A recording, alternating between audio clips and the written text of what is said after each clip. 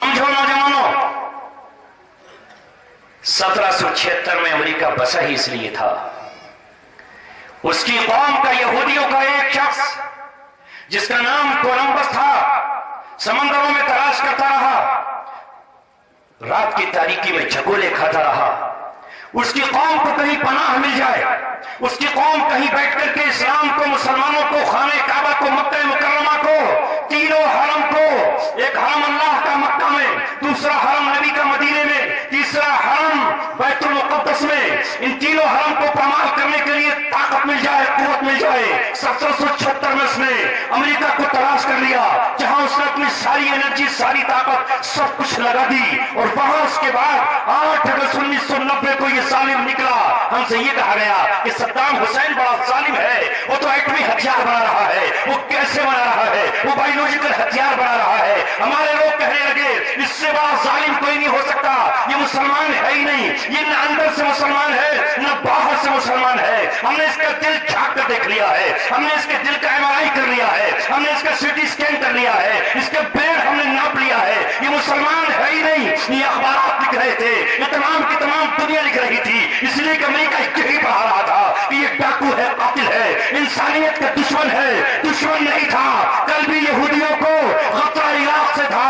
Iraq के बादशाह ने बैतुल मुक़द्दस को कल उनके नजरिए के मुताबिक कमाल किया था। उन्हें इराक में वो ताकत नजर आ रही थी कि इसका रुख गलत हो गया है, ये धोखे से कुवैत की तरफ चला गया। अगर किसी वजह से ये कुरान की तरफ लौट आए, नबी की हदीस की तरफ लौट आए, कोई से शेख हसन बन्ना मिल जाए, कोई से सैयद कुतुब मिल जाए, कोई से शेख सन्नूसी मिल जाए, कोई से मुजद्दिद अल-फसानी मिल जाए और इसका रुख सही हो जाए, तो कहीं इसराइल की तरफ अपनी फौजों को न निकाल दे, इसलिए उसका कत्ल करना जरूरी था। यूं कत्ल किया गया। अब तो मिल गया सबूत उसके मुसलमान होने का। यह भी DNA और टेस्ट किया जाएगा कब्र में जाकर। अब तो सबूत मिल गया। जब तख्ता-ए-दार पर आया और कहा अशहदु अन ला इलाहा इल्लल्लाह व अशहदु अन्ना मुहम्मद रसूलुल्लाह, दोनों गवाहियां दे दी। अब तो सुन्नी हो गया वो, अब तो वो देवबंदी नहीं रहा। खाली ला इलाहा इल्लल्लाह नहीं पड़ा, ला इलाहा की गवाही देने के बाद अन्ना मुहम्मद रसूलुल्लाह पर उसकी रूह कुफ्र उनसरी से बाहर निकली, जिस्म उसका बाहर निकला, जो कुरान अपने हाथ में लेकर आया। आप कहोगे हमें अब भी वो काफिर नजर आता है, अब भी हमें वो अमेरिका का एजेंट नजर आता है, अब भी हमें वो रूस का एजेंट नजर आता है, अब भी हमें वो कम्युनिस्ट नजर आता है, आपको नजर आता हो। लेकिन हम ये कहते हैं कि जिसने गवाही दे दी अशहदु अन ला इलाहा इल्लल्लाह, हम उसके सामने ये नहीं कह सकते कि उसने किस तरह कलमा पढ़ा था। मेरे नबी ने तो खालिद बिन वलीद से उस मौके पर कह दिया था कि जब मैदान जंग में एक आदमी ने बौखते मौत कलमा पढ़ लिया तो उन्होंने तलवार से उसकी गर्दन काट दी। तब नबी पाक सल्लल्लाहु अलैहि वसल्लम ने कहा कि खालिद, क्या तूने उसका दिल चीर के देख लिया था कि मुसलमान नहीं था? माफ कीजिए, हम यहां जितने बैठे हैं, बहुत से लोगों की आंखों पर ऐसी ऐनक लगी हुई है, कहेंगे ये तो मुसलमान कोई नहीं है इनमें। ना अल्लामा इकबाल मुसलमान है ही नहीं। 1 मिनट में निकाह टूट जाता है, 1 मिनट में काफिर बन जाते हैं, 1 मिनट के बाद मोमिन हो जाते हैं। जो लोग इस जनाजे में शरीक हो गए, सबके सब काफिर, सबके सबको जला दो, शमशान घाट पहुंचा दो, सबको शमशान घाट पहुंचाओ चंदन की लकड़ी में। तो हम मुतालबा आपसे कर लेते हैं, चंदन की लकड़ी आप भी ले आओ। सब यही तो उनको पता है, तभी तो उसने जुर्रत की और ये बात आउट कर दी और जाहिर कर दी कि निशाना है मक्का और मदीना। यह अलग बात है कि हम अभी मुतमईन बैठे हैं, हमें आज भी नजर नहीं आ रहा। अब भी लोग यकीन नहीं कर रहे होंगे, कहते होंगे मियां ये कहां करा गला पड़े। लेकिन मैं अकेला होता तो शायद आप मुझे बेवकूफ बनाते। कि गए दिन के तनहा था मैं अंजुमन में, यहां अब मेरे रास्ता और भी। ये बात अखबार में छप गई, इसकी मजम्मत मुफ्ती मुकर्रम कर चुके, इसकी मजम्मत मिल्ली काउंसिल कर चुकी, इसकी मजम्मत दारुल देवबंद का मुहतमिम मौलाना कासिम बनारसी कर चुके। इसके लिए आज बरेलवी खैरात के लोगों का बंबई के आजाद मैदान में मुजाहरा हो चुका। मैं तन्हा नहीं हूं, इसलिए आज ये एहतजाज टच कराना है और ये पैगाम देना है कि हमें टच करके मत दे, हमें छू के मत दे। हमें अगर छू लिया तो हम बिजली का वो करंट है कि जो हमें छुएगा वो खत्म हो जाएगा। अगर तू ये समझता है कि किसी एक शख्सियत का खात्मा करने के बाद तूने इस्लाम को शिकस्त दे दी है, इस्लाम की जंग जीत ली है, तो ये तेरा खाम ख्याली है। इस्लाम एक नजरिया है, इस्लाम एक थ्योरी है। इस्लाम उस वक्त भी जिंदा था जब 14 सहाबा बद्र में शहीद हो गए, उसके बाद भी इस्लाम शान से उभरा। इस्लाम उस वक्त भी जिंदा रहा जब उहद में 70 सहाबा शहीद हो गए और मदीने के हर घर में एक लाश पहुंची हुई थी। 700 भी तो निकले थे, 700 में 70 शहीद हो गए। यहां तक के नबी पाक सल्लल्लाहु अलैहि वसल्लम के घर में खुद हजरत हमजा का जनाजा था, नबी की त्वचा के टुकड़े थे, हजरत सफिया की आंख में आंसू था, हजरत फातिमा की आंख में आंसू था। नबी के सरपरस्त आज दामन उहद में शहीद हो चुका है। इस्लाम उहद के बाद भी उभरा।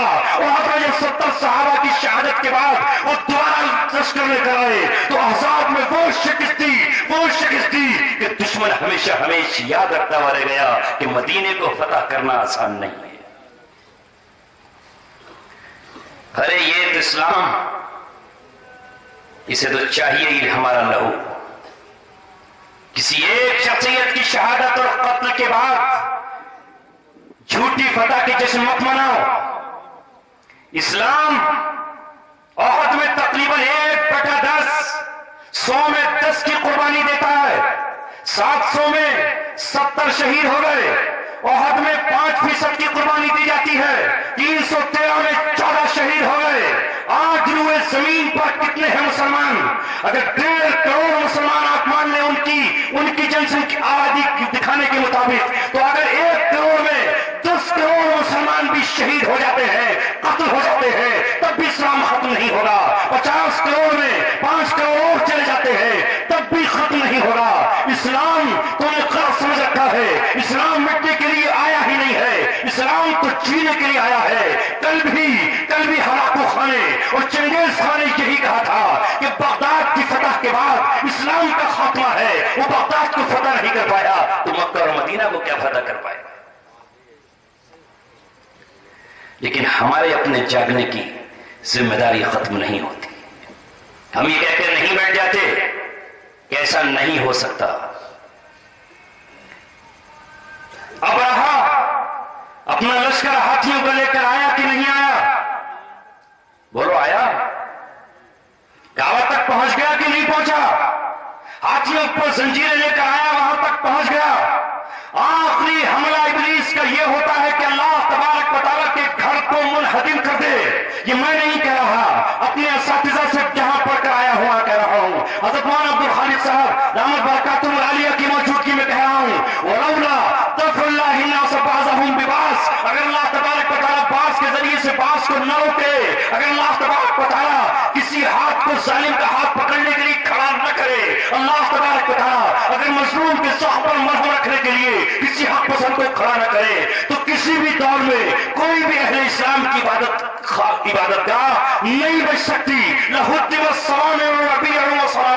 न ईसाइयों के दौर में उनकी इबादतगाह बचती, न यहूदियों के दौर में उनकी इबादतगाह बचती, और न मुसलमानों तुम्हारे दौर में तुम्हारी मस्जिदें बचती बचेंगी। अल्लाह ताला अगर चंद को खड़ा न करे, दूसरी आयत में फरमाया वलौला दफ़ुल्लाहि अन्नास बअज़हुम बिबास, अगर अल्लाह ताला बास को बास के जरिए से न रोके, अगर अल्लाह ताला उन्हें जज्बे और हौसले अता न फरमाए, इल्ला फसादतिल अर्ज़, तो जमीन पर फसाद फैल जाएगा। यही 1776 में बसने वाला अमेरिका इतनी ताकत और कुव्वत के साथ उभरा। उसने कहा कि चंद 10 सालों में हम पूरी दुनिया पर कब्जा कर डालेंगे। इसलिए कि जो मुसलमानों के पास रिसोर्सेज थे, खजाने थे, जो उनके पास सोने के पहाड़ थे, जो तेल के कुएं थे, जो पेट्रोल के कुएं थे, उन तमाम कुओं पर उसने कब्जा कर लिया है। उन कुओं पर कब्जा करने के बाद उसने कहा कि अब सैकड़ों साल तक हम जंग लड़ सकते हैं, सैकड़ों साल तक हम इस सोने को दुनिया में अपनी मुट्ठी में रखकर दुनिया की इकोनॉमी को जब चाहेंगे गिरा देंगे। एक दिन में इंडोनेशिया और मलेशिया के टुकड़े कर दिए और एक ही दिन में उनकी मईशत को जमीन पर ले आए। जब चाहेंगे हम ये कर देंगे। और जब वो पहुंच ही गए 1990 में, तो अब क्यों ना कहते कि हम मक्का और मदीना को مٹانے کا خواب دیکھ رہے ہیں. کیوں نہ کہہ دیں جب روئے زمین پر لشکر موجود ہے اللہ تبارک و تعالیٰ کا. آپ سوچ رہے ہو کہ مولانا اتنی زور سے بات کرنے کی ضرورت کیا ہے؟ اب ابیلیں ہیں تو اب ابیل آ جائے گی، بچا لے گی. تو آپ اپنے گھر میں جب رات کو ڈاکو آتا ہے تو ابیل کا انتظار کیوں نہیں کرتے؟ کیوں شور مچاتے ہیں؟ لوگوں جاگو، بھاگو، دوڑو. کیوں 100 نمبر ڈائل کر کے پولیس کو بلاتے ہیں کہ بچا لو چور آ گیا؟ کیوں؟ اس وقت ابیل نہیں آتی؟ آپ اللہ والے نہیں ہیں؟ ارے کیا آپ اللہ کا کلمہ نہیں پڑھتے؟ کیا آپ اللہ تبارک و تعالیٰ کا نام نہیں لیتے؟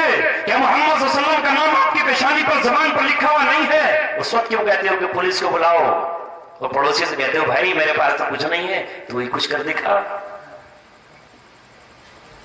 جب اللہ تبارک و تعالیٰ کے گھر کا مسئلہ آ جائے تو ہم کہتے ہیں کہ عبد المطلب ہے تو ہمارے رہنما، عبد المطلب ہے ہمارے آخری رسول، یا نبی پاک صلی اللہ علیہ وسلم ہے آخری رسول؟ ارے عبد المطلب کا کہنا مانیں گے یا نبی پاک صلی اللہ علیہ وسلم کا مانیں گے؟ عبد المطلب کی تو حیثیت کیا ہے؟ میرے نبی کے آنے کے بعد دین عیسائیت منسوخ ہو چکا ہے، یہودی دین منسوخ ہو چکا ہے. میرے نبی کے آنے کے بعد تورات منسوخ ہو چکی ہے. میرے نبی کے آنے کے بعد پچھلی امت کے احکام ختم ہو چکے ہیں. لہذا آخری نبی محمد صلی اللہ علیہ وسلم ہے. ان کے دادا کا کردار ہمارے لیے نمونہ نہیں ہو سکتا. لوگ کہتے ہیں میاں ان کے دادا نے کہہ دیا تھا ابرہہ سے جا کر کہ مجھے تو میرے اونٹ چاہیے، مجھے کچھ نہیں پتا. ہم بھی کہہ کے چلے جائیں یہ اللہ کا گھر ہے اور اللہ تبارک و تعالیٰ جو چاہے کرے. کیا کہا اللہ تبارک و تعالیٰ نے؟ نبی اکرم صلی اللہ علیہ وسلم نے کیا کیا؟ مدینہ کے دفاع کے لیے خندقیں کھودی. اتنی چوڑی خندق کہ پانی نکل آیا، اتنی گہری کہ پانی نکل آیا.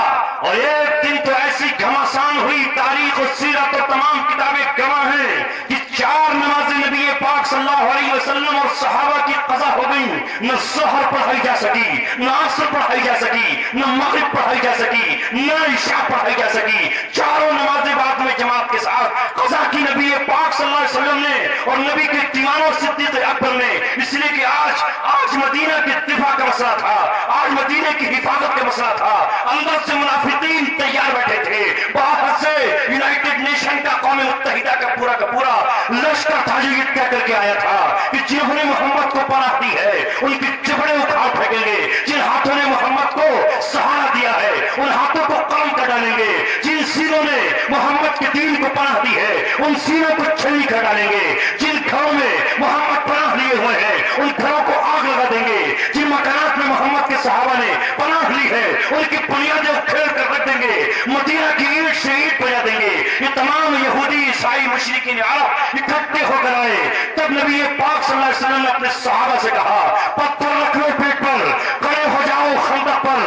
آج مدینے کی اگر آخری نبی حفاظت نہیں کر پایا تو حضرت عیسیٰ کیا کر پائیں گے؟ حضرت موسیٰ کیا کر پائیں گے؟ میں اللہ تبارک و تعالیٰ کا آخری نبی ہوں، میں ہی اللہ کا مطلوب ہوں، میں ہی اللہ کا محبوب ہوں، میں ہی اللہ تبارک و تعالیٰ کا منظور نظر ہوں. اللہ کے جملہ منصوبوں کو پورا کرنے کے لیے اللہ نے مجھے بھیجا ہے. آج مدینہ کی حفاظت کرنا ہے. کمر توڑ کے رکھ دی نبی پاک صلی اللہ علیہ وسلم نے اپنی بہادری سے اور اللہ تعالیٰ کی اب مدد آئی کے تخت ان کے خیمے الٹ گئے اور ہنڈیاں